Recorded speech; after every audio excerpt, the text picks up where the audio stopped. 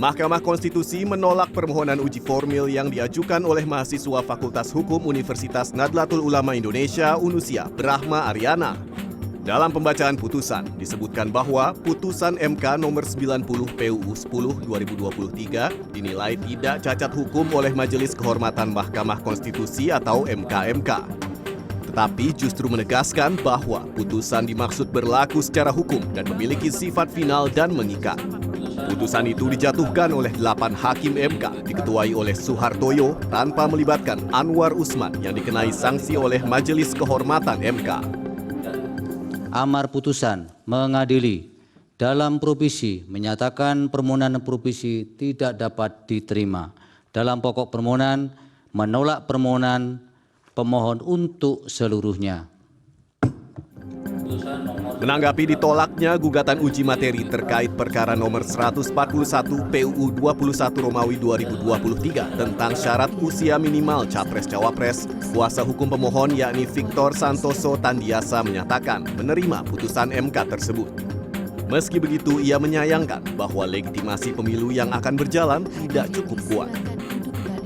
MK sebenarnya sudah mengakui bahwa putusan 90 itu keliru karena untuk tingkat wali kota jenjangnya masih sangat jauh dari presiden. Itu diakui oleh MK. Tapi kemudian dilempar ke pembentuk undang-undang.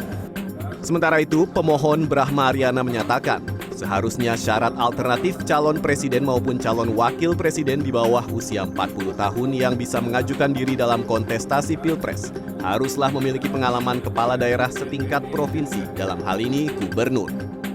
Kalau terhadap putusan ini, ya sebagaimana tadi udah disampaikan sama kuasa hukum saya, Bang Victor, bahwa memang legitimasi pemilunya ini masih sangat lemah gitu. Dan itu tadi yang saya garis bawahi, MK ternyata mengakui bahwa dalam putusan 90 seharusnya yang paling tepat sebagai syarat alternatif umur 40-nya itu selevel gubernur, karena yang paling mendekati atau tadi disebutkan bahwa tingkat provinsi itu seperti miniatur negara dalam tingkat rendah, harusnya itu. Cuma kan akhirnya itu dimanfaatkan sama salah satu paslon yang ada sekarang dalam putusan 90 kemarin. Iya, paling upaya paling dekatnya mendorong kepada legislator ya DPR untuk segera menindaklanjuti putusan MK yang tadi, karena MK sudah mengamanatkan dan kalaupun dirubah itu berlakunya untuk 2029. Itu sih paling kan.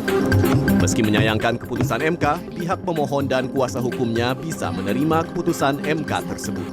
Tim Liputan CNN Indonesia.